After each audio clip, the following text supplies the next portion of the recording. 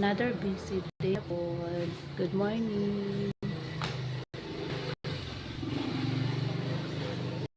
Vacation, no?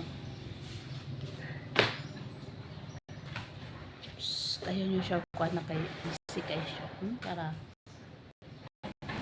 Vacation! Dili na to na siya may storbo karon. Busy kayo sa tigil. Bitaw ay. Nato na siya storbo kay busy kayo na siya. Dayon. Tagalog ka? Ay, magtagalog pala ako. Nakalimutan ko. Magandang umaga sa lahat. Wapa pa rin siya. Ayan po sa tiging, sobrang busy niya.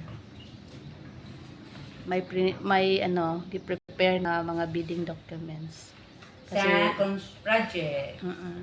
Kasi mag-a-attend ng bidding yan siya. Tingnan niyo kung gaano ka-busy. Busy yung beauty niya, kaya Don't disturb. wag natin siyang istorbohin.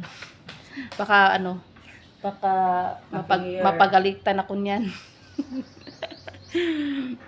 Tingnan niyo, oh. Hindi yan siya ma-istorbo, guys.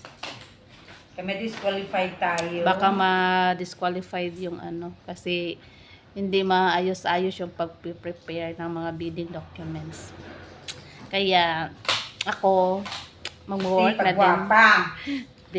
Mag-work na din ako. So, bye-bye for now. OA.